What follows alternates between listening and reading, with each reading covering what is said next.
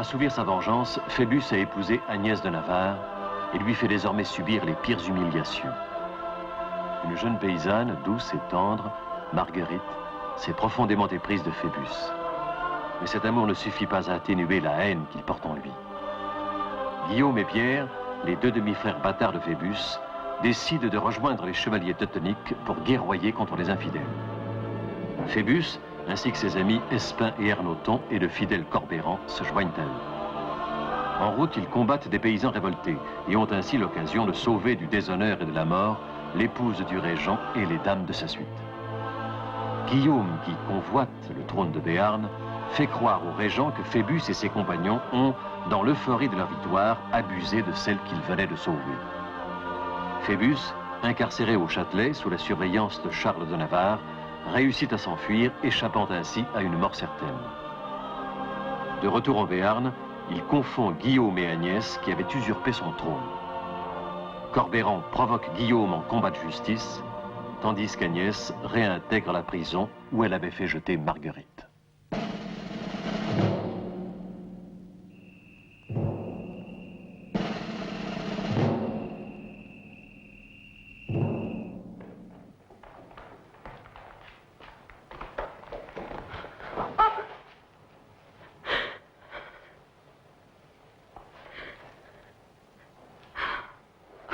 Tellement peur, tellement.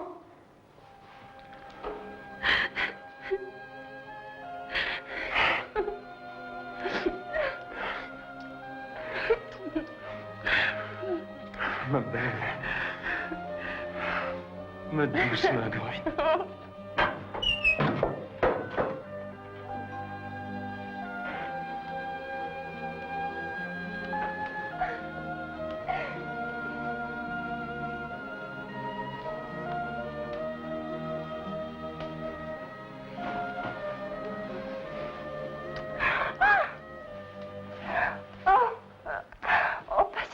Mon amour, tu vas l'étouffer. À la façon dont il remue, ce sera un garçon. Grand et fort comme toi. Insupportable comme toi.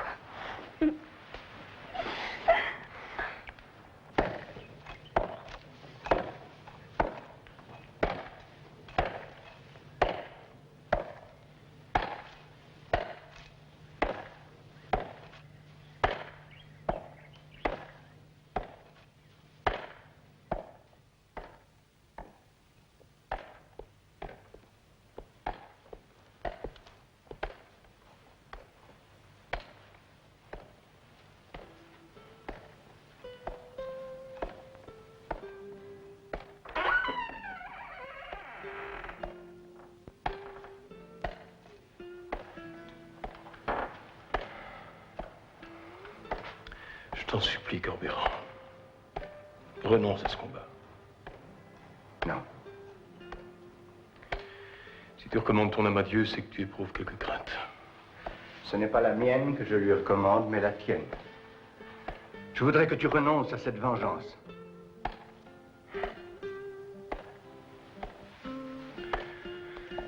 N'y compte pas. Elle te fait le plus grand mal. Elle me fait vivre. Tu as d'autres raisons de vivre. Marguerite va te donner un enfant. Si c'est un fils, j'ai résolu de lui donner ma succession. Alors réunis les États et demande-leur leur approbation en t'appuyant sur l'antique tradition qui veut que leur souverain soit élu.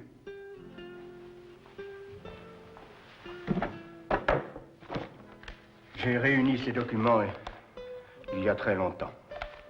À l'époque, j'avais l'intention de m'en servir moi-même. Je suis heureux que d'un mal ait pu surgir ce bien.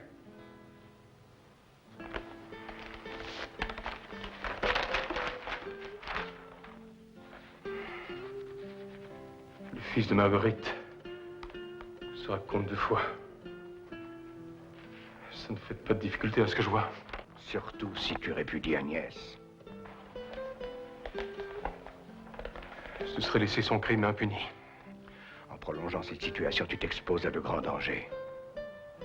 Agnès est une femme redoutable, méfie-toi d'elle. Tu aurais tort de la sous-estimer. T'inquiète pas.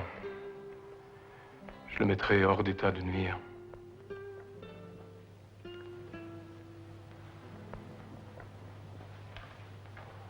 Je te le conseille.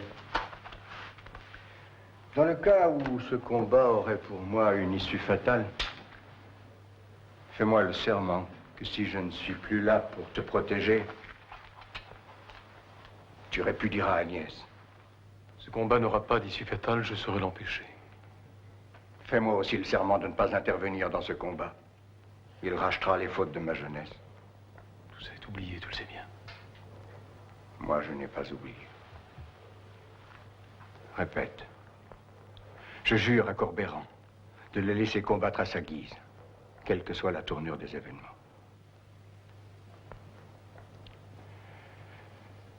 Je te jure.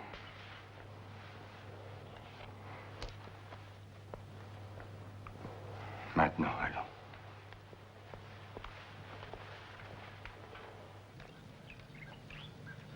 Bon, maintenant, allez-vous-en tous. Allez, dehors!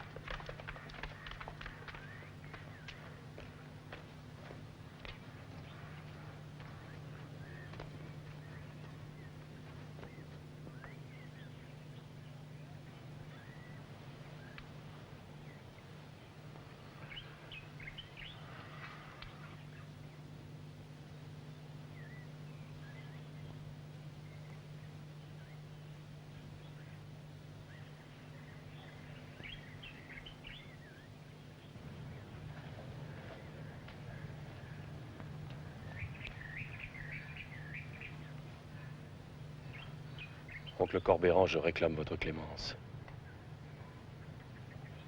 Votre force et votre adresse aux armes me laissent envisager le pire. Épargnez-moi. Je t'accorderai moi-même volontiers la vie sauve à condition de ne te revoir jamais. Ce combat est le mien. C'est l'honneur de mon passé que j'y défends. Il doit avoir lieu. Qu'il soit fait selon ta volonté.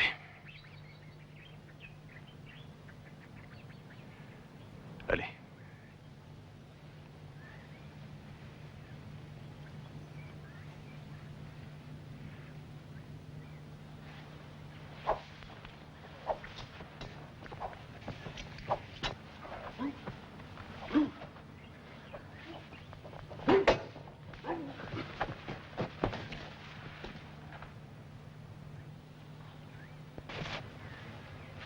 Bats-toi pour l'amour du ciel. Je n'ose lever mon épée sur vous, Corbeyran.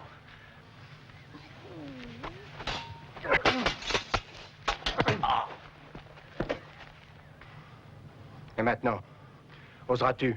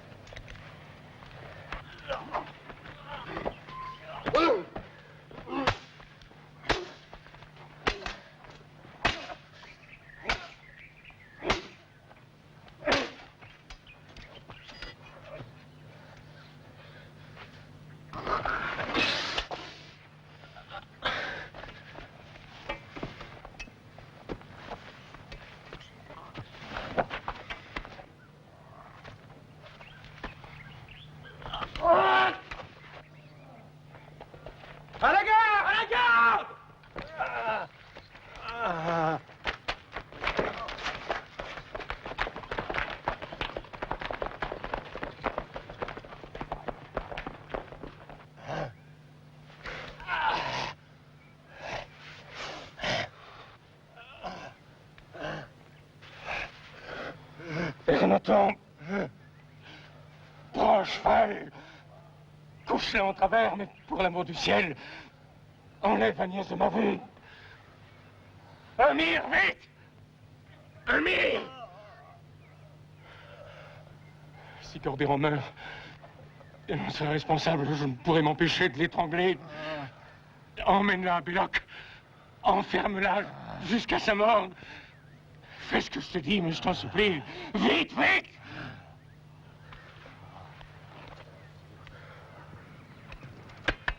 Amir! Le Mire, vite!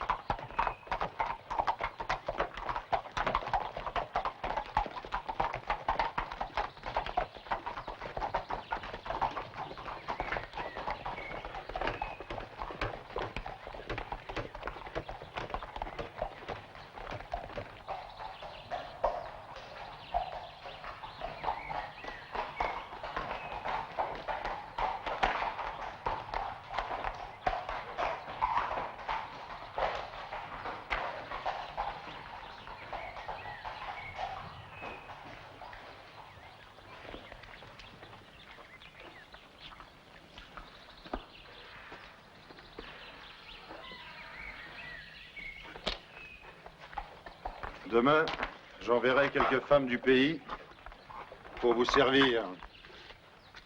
Je vous laisse mon escorte pour vous protéger des brigands. M'en protéger ou m'empêcher de m'enfuir? On ne s'évade pas de Belloc. Vous pensez que j'ai passé toute ma vie ici? C'est la volonté du comte, votre époux.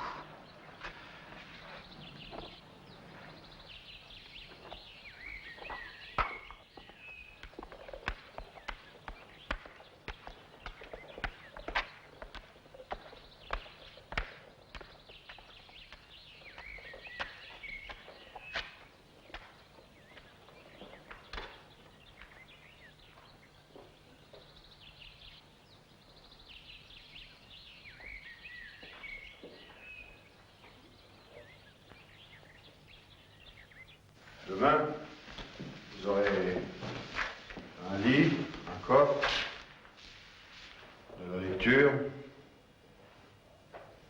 et...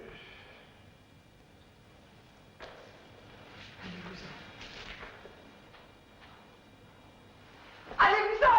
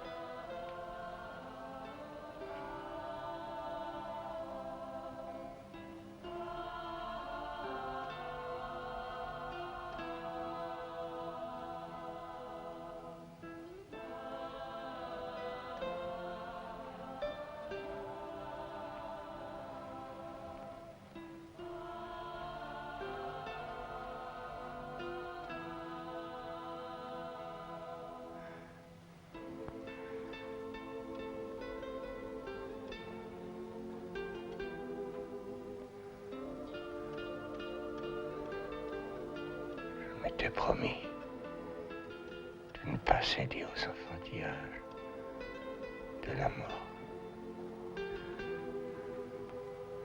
Qu'appelles-tu les enfantillages de la mort?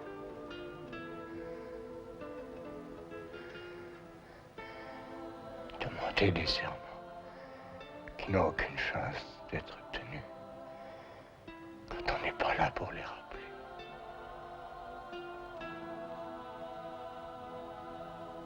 J'ai tenu le premier ce matin. Hélas. Phébus, est-ce que tu vas répudier Agnès? Mais non, puisque tu ne mourras pas. Phébus, jure-moi que tu vas répudier Agnès. Jure-moi que ton enfer va cesser. Jure-moi. Jure-moi. Jure.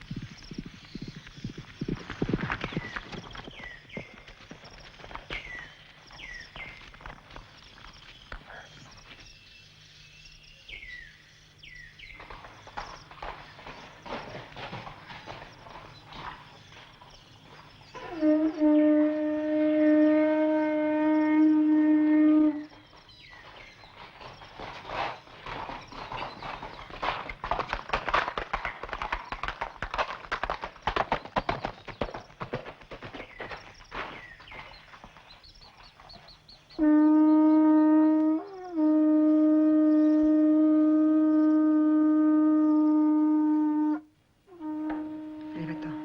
Va-t'en, va-t'en, va-t'en, va-t'en.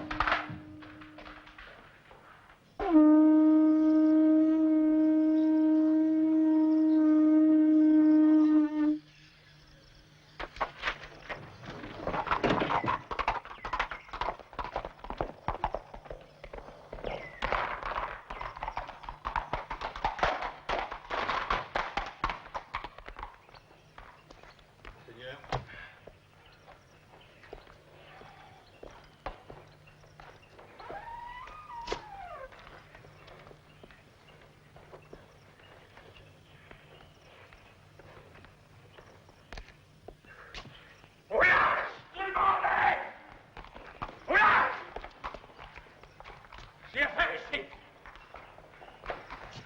Voilà. Tiens. Comme le seul. Seul.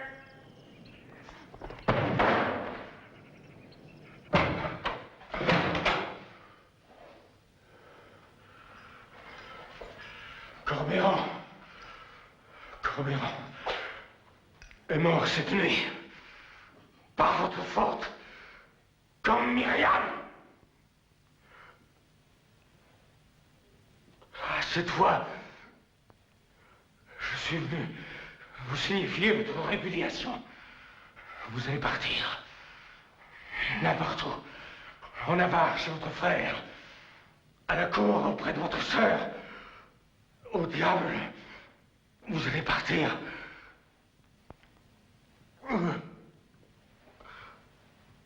Espin, mon ami, Garcia, mon chanoine, sont en route pour Avignon. Ce sera un jeu pour eux d'obtenir du pape l'annulation d'un mariage qui n'en fut pas un. Je vous chasse dès aujourd'hui. Vous entendez, je vous chasse. Je vous chasse.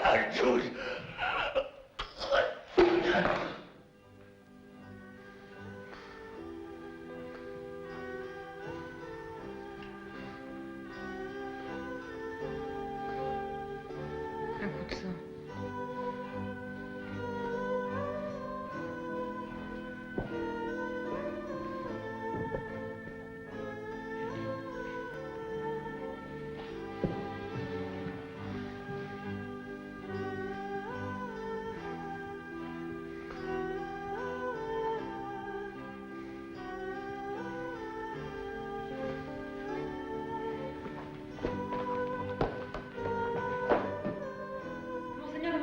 dérangé. Vous entendez? Monseigneur demande de ne pas être dérangé.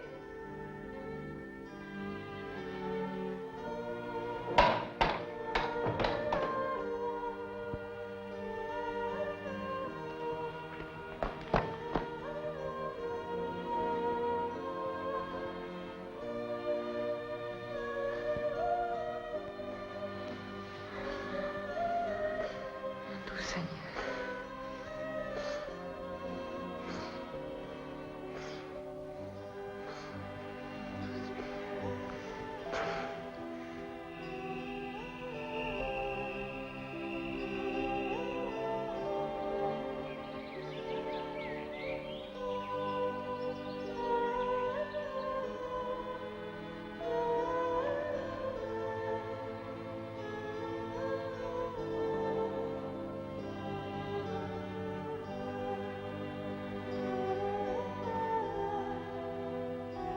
Comment vous sentez-vous ce matin, mon doux Seigneur?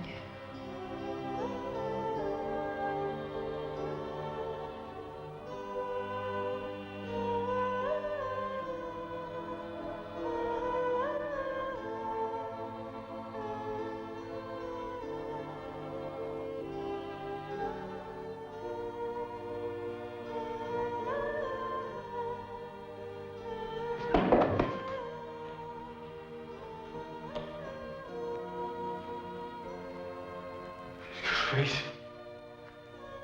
Vous vous souvenez pas? Il y a pourtant eu des rémissions pendant votre malaise. Mon malaise? Vous vous souvenez pas? Cette journée d'orage, de forte chaleur, une chevauchée pour me rejoindre. Vous vous souvenez pas?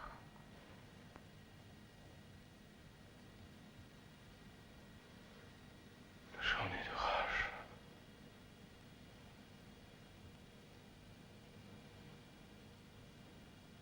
Depuis combien de temps suis-je ici? Depuis 10 jours exactement. Impossible. Si. 10 jours pendant lesquels vous avez comblé votre épouse de joie. J'étais venu ici pour vous signifier votre répudiation. Me répudier, moi? C'est une étrange idée. Mais une idée irréalisable, en tout cas. Apprenez donc. Apprenez donc que dans quelques jours, mon chapelain me rapportera signer la bulle d'annulation. Il faut un motif pour une annulation, non? Notre mariage en fut-il un? S'il en fut un, c'est à moi que vous le demandez.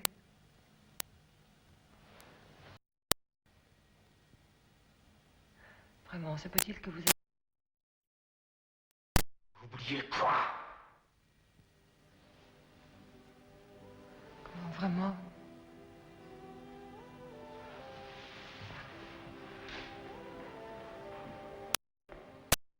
Vraiment. Vous ne vous souvenez de rien de tout ce qui s'est passé ici, entre nous, pendant 10 jours? Vous mentez. Non. Faut-il que l'ardent Phébus passe 10 jours, 10 nuits auprès d'une femme, fût-ce la sienne, sans la toucher? Je suis ton épouse, Phébus. Ton épouse depuis 3 jours. Et ton épouse, tu entends? Je m'en souviens. La seule chose qui m'étonne, que tu ne t'en souviennes pas. Je me souviens de rien. Mon Dieu, ce n'est pas possible. Je n'ai pas pu commettre une pareille ignominie. Je n'ai pas pu tomber sans m'en rendre compte dans un tel piège. Ce n'était pas un piège. D'ailleurs, si tu ne me crois pas, je veux être examinée par les matrones. Avant que la bulle ne soit fulminée. Et n'oublie pas que 50 personnes sont témoins de ton séjour ici. 50. J'étais malade. Qui le sait? Voilà votre plan.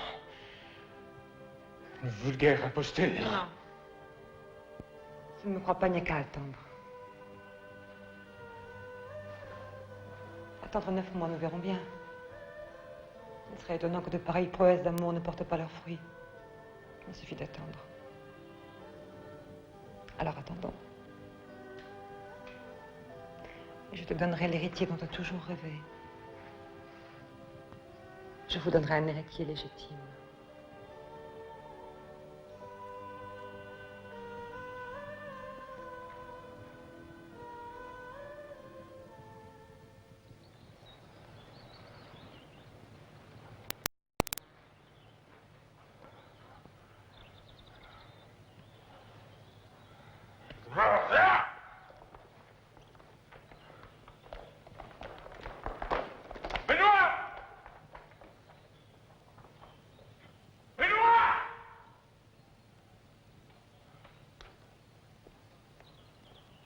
Benoît! Monseigneur? Benoît. Depuis combien de temps suis-je ici? 10 jours environ, monseigneur. La sienne passe! Je vous jure, monseigneur, sur ma vie.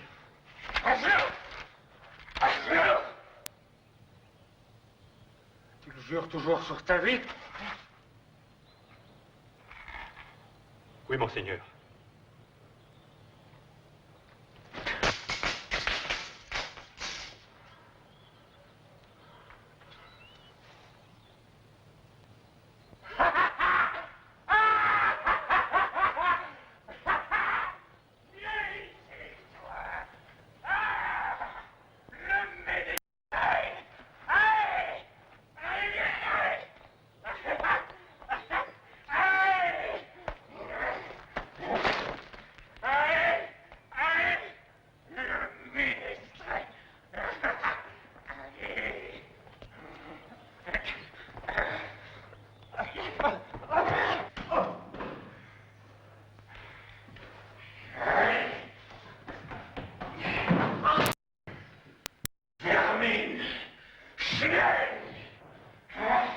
Voilà tout ce que vous avez trouvé pour me faire endosser la paternité de votre avorton brillant. Je vous ai suivi jusqu'ici, jusqu'à Belloc. Il est votre amant. Oui, j'attendrai 9 mois. Ne serait-ce que pour vous convaincre d'adultère et vous faire subir le sort des pourritures de votre espèce. Tondue et jeté vif dans le gave. Voilà ce que vous serez dans 9 mois, chère et tendre épouse. 9 mois, un peu plus, peut-être que 9 mois. Il faudra attendre que la ressemblance s'affirme. Mais je veux bien. Et je relève le défi. Si l'enfant que je porte ne crée pas sa lignée, alors je veux bien être tondue et brûlée, noyée, à votre guise.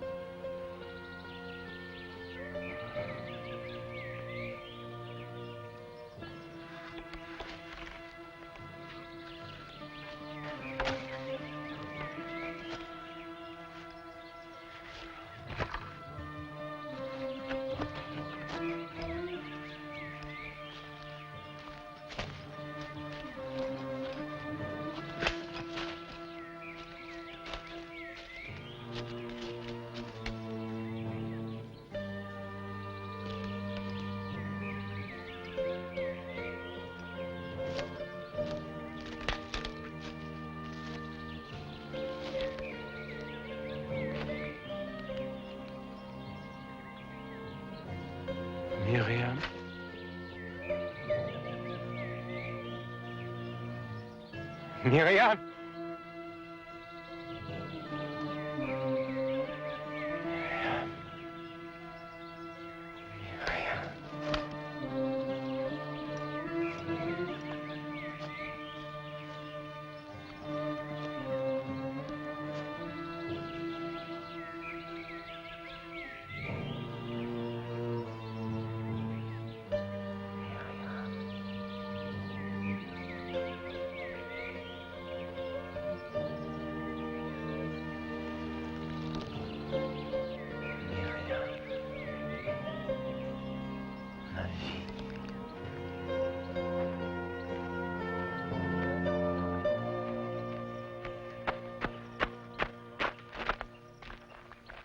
Seigneur, que vous est-il arrivé? Voilà des jours qu'on vous attend. Phébus a retrouvé Myriam.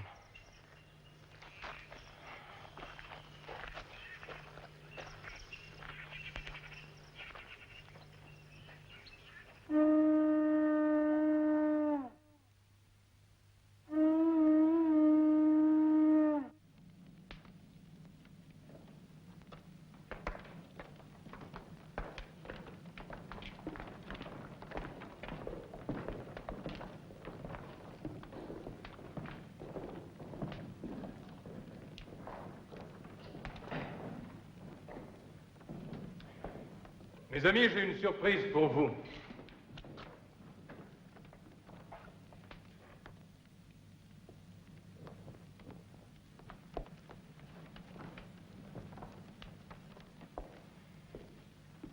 Florence de Biscaye fait ce soir son entrée à ma cour de foie.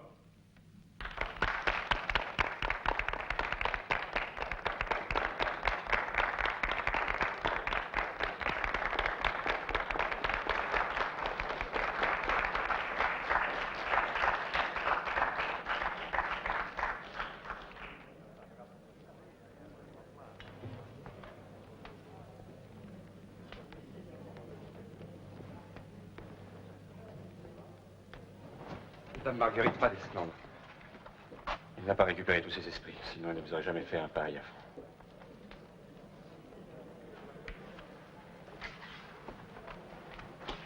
Où est ma place? Provisoirement, celle-ci.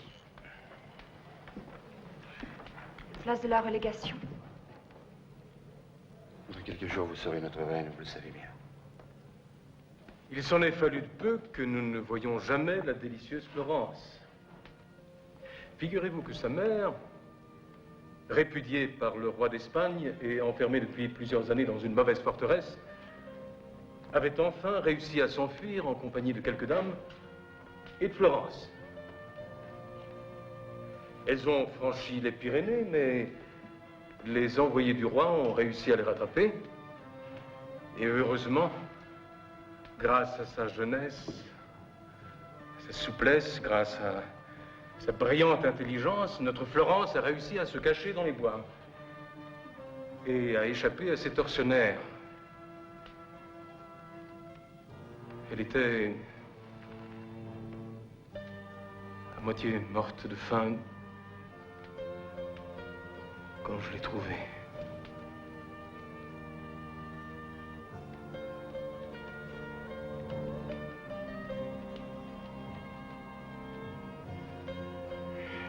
Dieu a heureusement permis qu'une telle beauté échappe à la mort. Car n'est-il pas vrai, mes amis, que la beauté de Florence est digne d'une reine de foi?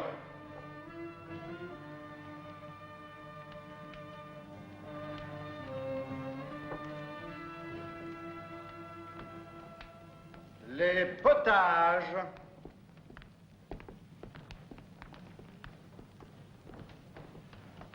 Soupe dorée, vol aux herbes, brouet de chapon.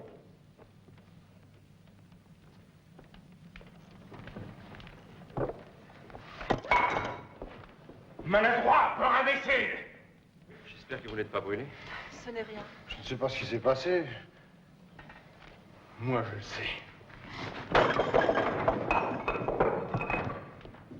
C'est toi qui as fait ça? Et quand bien même.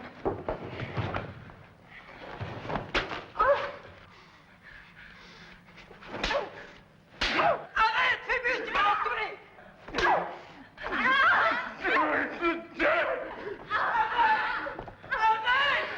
Alors emportez-la!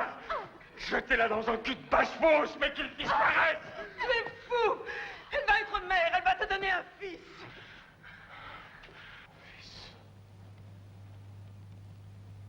Un bâtard, oui. Un bâtard comme l'autre.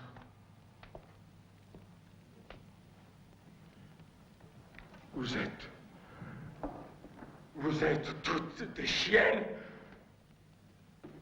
Toutes des chiennes. Toutes. Sortez. Qu'on m'emmène. Sortez. Sortez! Je ne veux plus voir personne. Sortez aussi. Qu'on me laisse. Qu'on me laisse.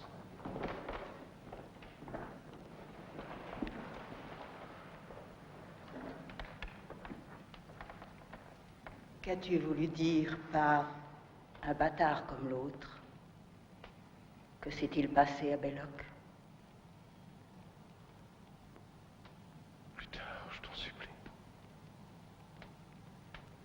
Plus tard.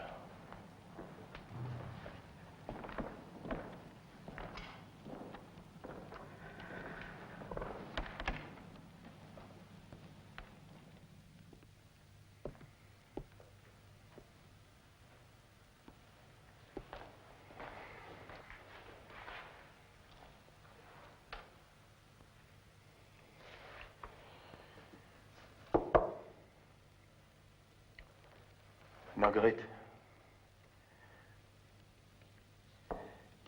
Marguerite, ouvre-moi. Marguerite.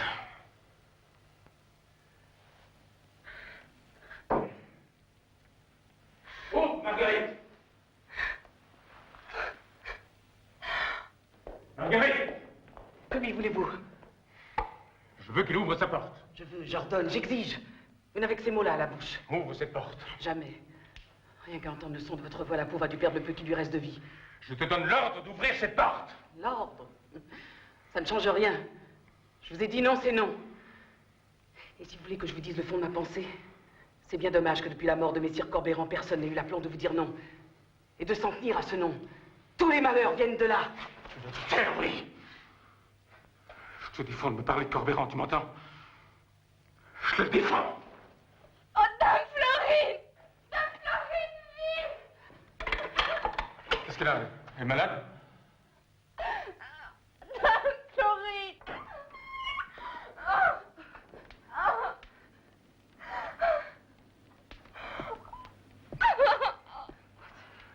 Marguerite. Marguerite, pardon. J'ordonne, j'exige. Pardon. Eh bien, moi, j'ordonne que vous vous poussiez un peu. Si vous voulez que votre garçon naisse en de bonnes conditions. C'est ça? Un peu plus tôt que prévu, peut-être. Grâce à votre intervention ce soir, mais c'est ça. J'ordonne, j'exige, mais je ne sais pas voir qu'une femme accouche. Allez-vous-en! Allez-vous-en! Mais... Non! Laissez-moi faire. Oui. Henriette! Marie, vite! De l'eau chaude! Vite! Oui. Oui.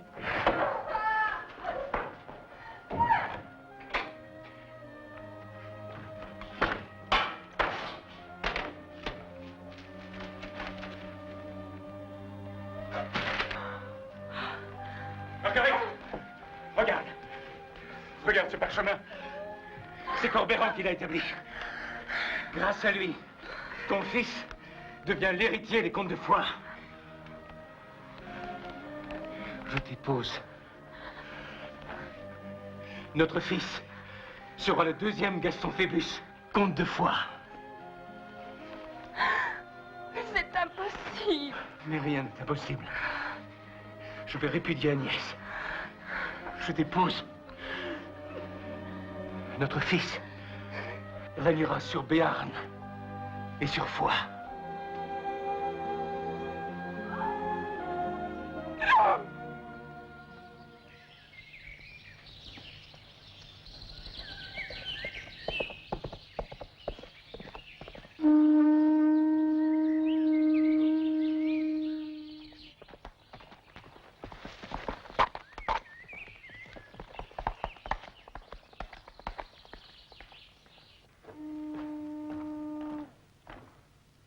Qu'est-ce que c'est?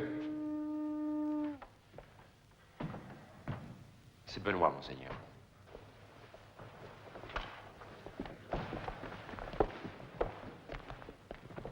La comtesse de Foix vient d'avoir un enfant. Monseigneur, c'est un fils.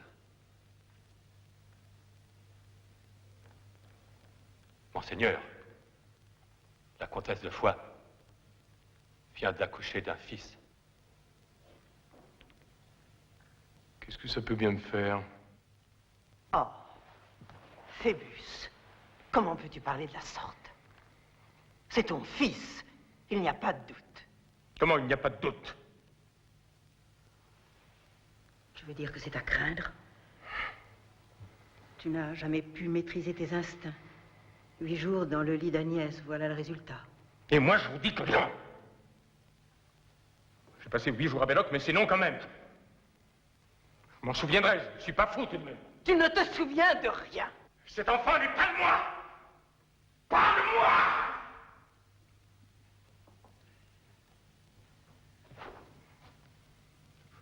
Vous ne comprenez donc pas la manœuvre, aveugle borné que vous êtes? C'est un bâtard. Un sale bâtard, un immonde bâtard. De qui? Ce que je sais, moi. Eh bien, monseigneur, Ernoton tombe à pic pour vous sortir une de ces petites révélations. Car il sait, lui. Eh oui, monseigneur, puisque les choses tournent comme cela, il est temps que je vous dise. Je connais, moi, le père du bâtard. Tenez, monseigneur, lisez cela. Après, je veux bien être mis en chair à pâté si vous ne connaissez pas le nom de l'heureux père.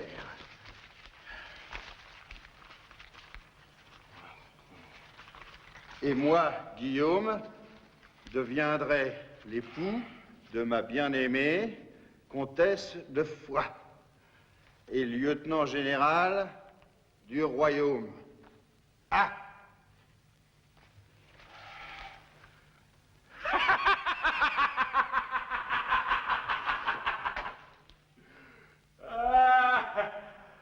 La bâtardise fera le malheur de Foix. C'est ce qu'avait prédit autrefois le vieil ermite. Voilà pourquoi elle était si sûre d'elle. Lorsqu'elle me disait, si cet enfant ne porte pas sa lignée sur tous ses traits, je consens à être pendu, brûlé, noyé à votre guise. Évidemment, son bâtard ne pouvait porter sur ses traits que ceux des comtes de Foix, fils de son grand-père ou de son arrière-grand-père. Ce serait une grave injustice, monseigneur. Ce crime-là, Guillaume est innocent, je m'en porte garde. Comment peux-tu en être sûr? Ce que dit Ernoton ne tient pas debout. Comment ne tient pas debout? Et ce papier? Quel intérêt aurait eu Guillaume? Peut-être de rédiger un traité d'alliance avec Agnès, mais engendrer un héritier qui le frustrerait à coup sûr de ses prétentions à votre succession? Qu'est-ce que tu vas chercher là? D'ailleurs, depuis que nous avons eu connaissance de son complot entre Messia Guillaume et Dame Agnès, il ne s'est pas passé un jour ni une nuit où mes hommes ne les aient étroitement surveillés. Et je puis vous assurer sur l'honneur qu'ils ne se sont jamais rencontrés.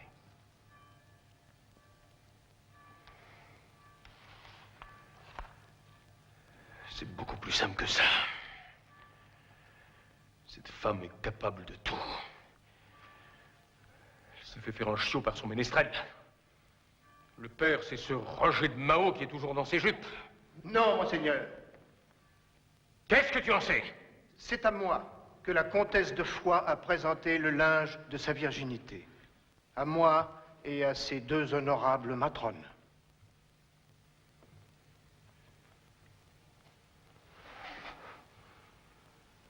Qu'entendez-vous prouver? Mais rien, monseigneur. Sinon témoigner qu'à ce moment-là, ce n'était pas Roger de Mao qui était dans sa chambre. Et qui donc? Vous, monseigneur. Moi? Et en quel état? Endormi. Et inconscient. Éveillé et conscient.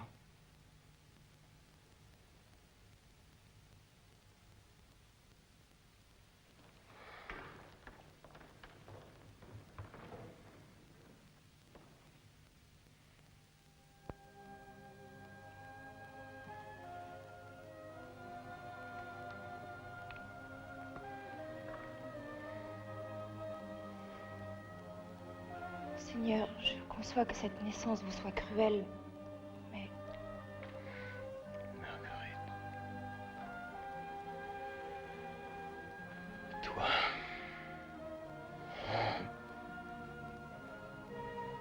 Il faut que je sache. il faut voir cet enfant. Examiner ses traits, sa ressemblance. Je préférerais me battre seul contre 100 que de me retrouver devant cette femme.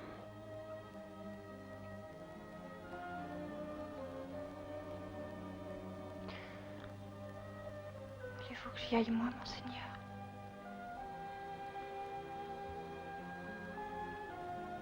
Toi?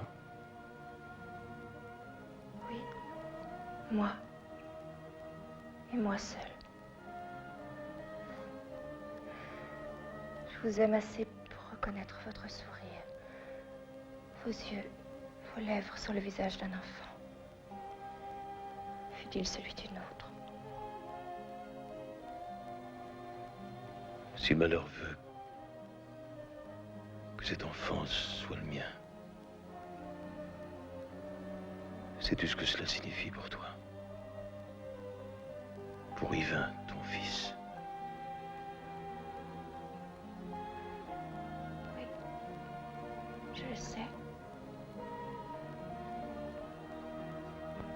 Mais mon fils n'est pas un voleur. Yvain ne volera pas au fils légitime l'héritage de son père. Et je vous jure sur sa tête que si le fils d'Agnès est aussi le vôtre, je vous dirai la vérité, quelle qu'elle soit.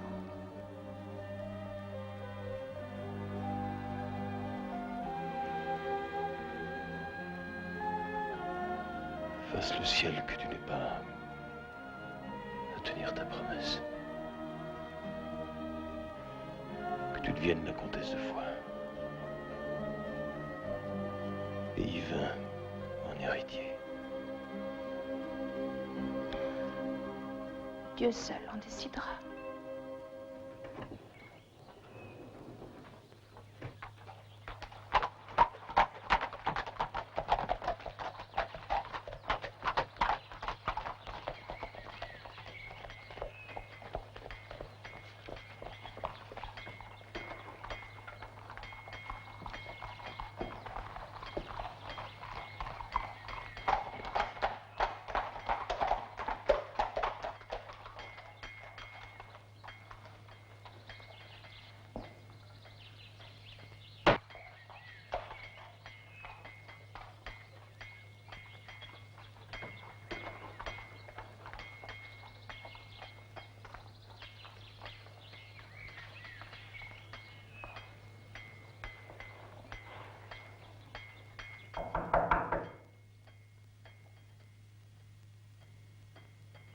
Allez ouvrir.